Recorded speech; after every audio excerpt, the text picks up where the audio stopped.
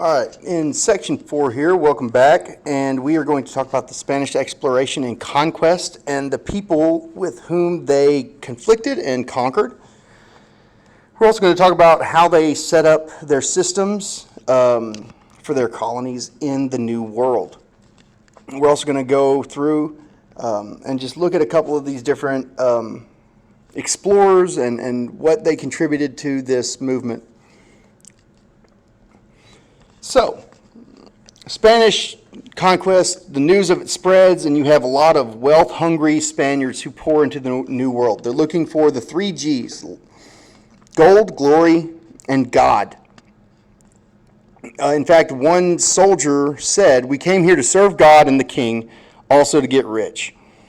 The mercenaries joined the conquest and raced to capture the human and material wealth of the New World. Spanish managed labor relations through a legal system known as encomienda, which was a very exploitive feudal arrangement in which Spain tied native laborers to vast estates. In the encomienda system, the Spanish crown would grant a person not only land, but also a specified number of natives to work that land. Okay? Encomenderos were the people who were given these tracts of land and labor, and they brutalized their laborers, just absolutely brutalized them. After Bartolomé de las Casas published his incendiary account of Spanish abuses, which was called The Destruction of the Indies, Spanish authorities eventually abolish the encomienda system in 1542, and they replace it with the repartimiento, which you can see there on the slide. Repartimiento. I'm not Spanish. It was actually intended to be a milder system, but nevertheless, it basically replicated the same abuses of the older system. And the rapacious exploitation of the native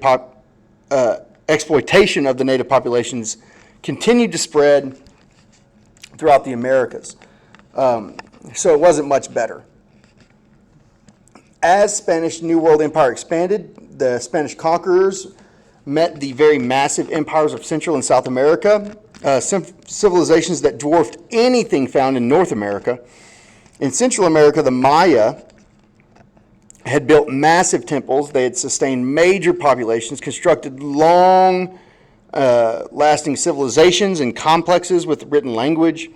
They had advanced mathematics, very accurate calendars, but the Maya civilization, it had not necessarily disappeared in terms of what was left, but it had collapsed, essentially, by the time the Europeans arrived, most likely because of droughts and unsustainable agricultural practices. But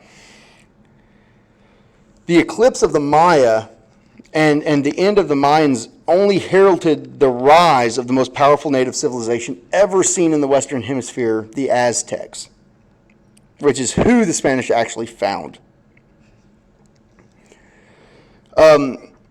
The Aztecs were very militaristic migrants from northern Mexico. They moved south to the Valley of Mexico and conquered their way to dominance. They built the largest empire in the New World. When the Spaniards arrived in Mexico, they saw a sprawling civilization centered around Tenochtitlan.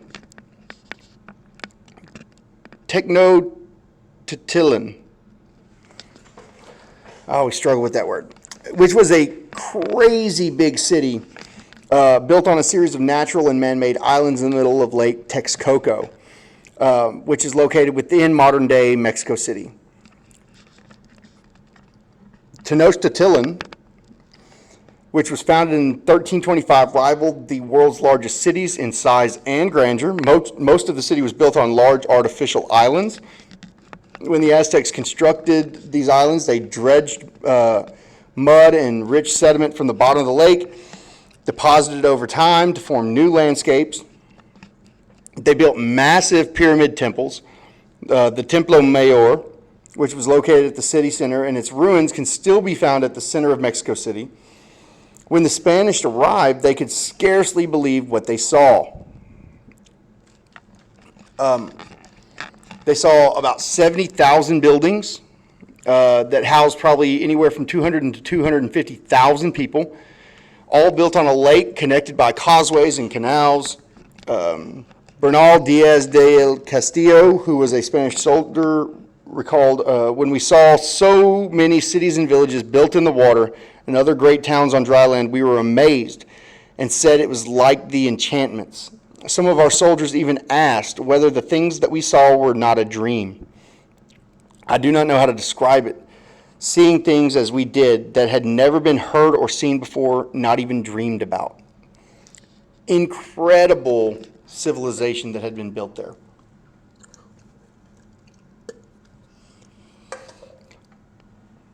From this island city, the Aztecs dominated huge swaths of land from Central and South Mesoamerica. They ruled the empire as a decentralized network of subjected peoples that paid regular tribute. Some things like corn, beans, and other food stuff, luxury items like jade and cacao and gold provided troops to the empire. But obviously unrest, when you're that dominant, it festered beneath the Aztecs' imperial power. And then the European conquerors show up and they lust after the vast wealth that they see here. Hernan Cortez was a very ambitious 34-year-old Spanish explorer, conqueror, conquistador, who had won riches in the conquest of Cuba. He organizes an invasion of Mexico in 1519. He sails with 600 men, horses, cannons, everything. He lands on the coast of Mexico. He then has a native translator that he calls Doña Marina, but Mexican folklore kind of denounce her in a very derogatory way. Cortez gathers information and allies and prepares for a conquest.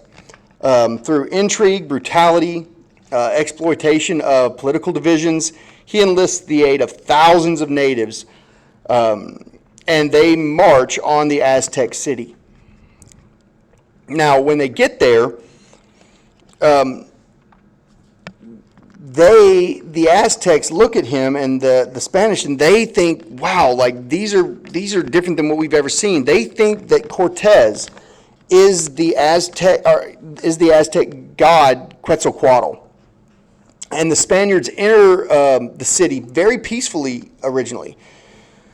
Doesn't take long, though. Cortez captures the Emperor Montezuma, uses him to gain control of the Aztec gold and silver and their network of mines. Eventually, the Aztecs realize that Cortez is not a god. They revolt. Montezuma gets branded as a traitor, and you have major uprisings. Montezuma gets killed, along with a third of Cortez's men, in what was known as the Night of Sorrows. The Spanish fight their way through thousands of indigenous insurgents. They cross the canals, flee the city, they regroup, and enlist more native allies. All right, in 1521, they lay siege to the island city.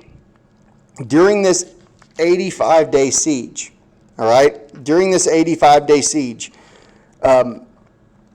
they cut off food and fresh water, and they introduced smallpox into the city, which ravages the city. One Spanish observer actually said it spread over the people as great destruction. Some covered it on all parts with their faces, their heads, their breasts, so on. There was great havoc. Very many died of it. They could not move. They could not stir. So smallpox just decimated them. Cortez and the Spanish then used their native allies to sack the city. The temples get plundered. 15,000 die.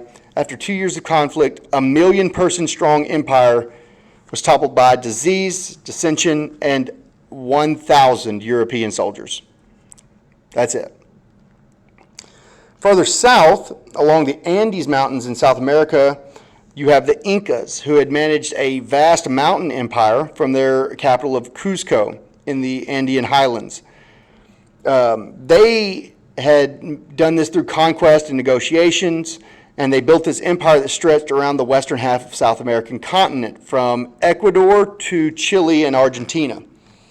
They cut terraces into the sides of mountains. They farmed very fertile soil.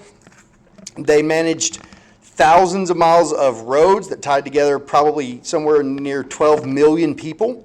But, like the Aztecs, unrest between the Incas and the groups that they conquered created a lot of tensions, left them vulnerable to invaders. Unlike the Aztecs, where the Spanish attacked them with smallpox, smallpox kind of just began to spread before the Spanish conquerors even got there.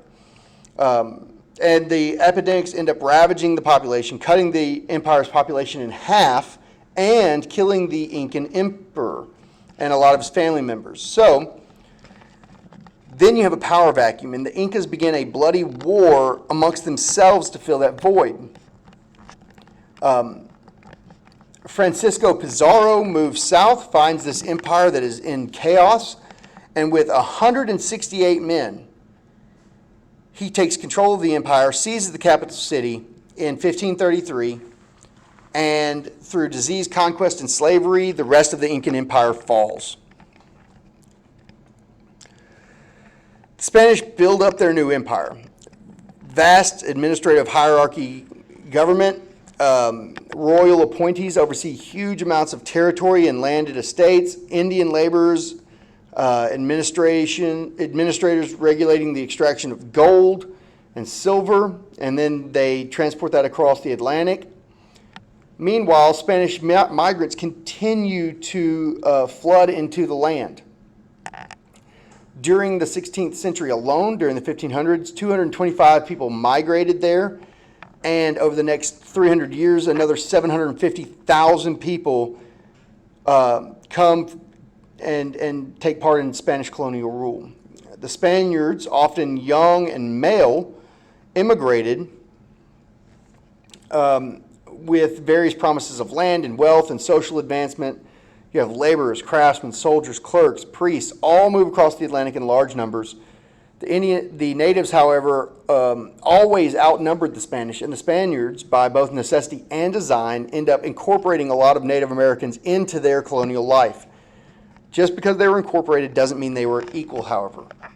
There was an elaborate racial hierarchy marked in the New World. Regularized in the mid-1600s, but rooted in medieval practices. You end up with something called the Sistema de Castas, and it organized individuals into various racial groups based on their supposed purity of blood. These elaborate classifications became almost prerequisites for social and political advancement in the colonial society.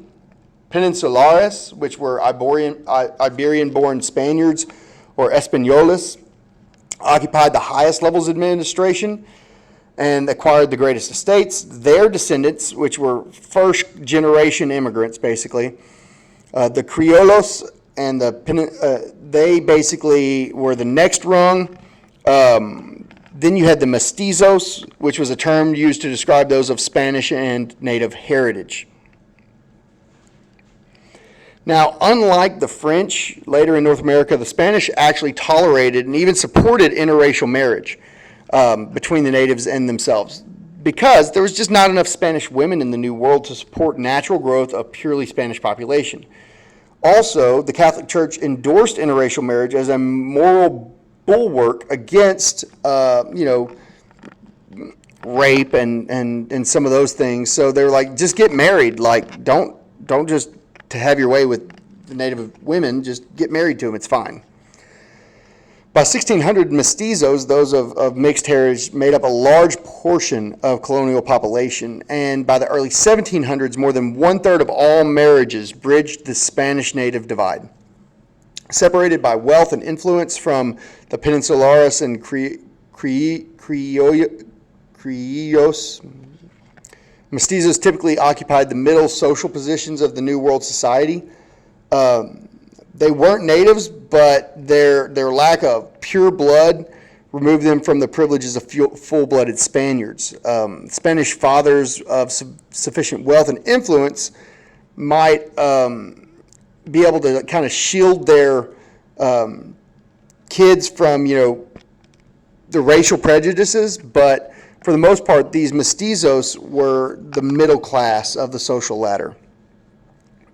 They also oftentimes manipulated this system in order to move up and down in society the best that they could.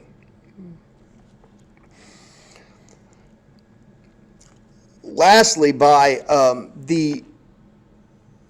the lure of wealth and gold that was found with the Aztecs, huge expeditions are made to further northern territories, moving settlers and priests and slaves and livestock across the continent.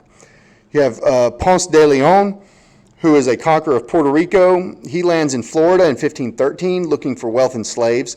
Alvar Nunez Cabeza de Vaca joined the expedition to Florida a decade later. He ends up getting shipwrecked and ends up on this huge multi-year odyssey exploring the Gulf of Mexico and Texas and into Mexico. Pedro Menendez de Avias, he found St. Augustine, Florida in 1565, and it remains the oldest continuously occupied European settlement in the United States.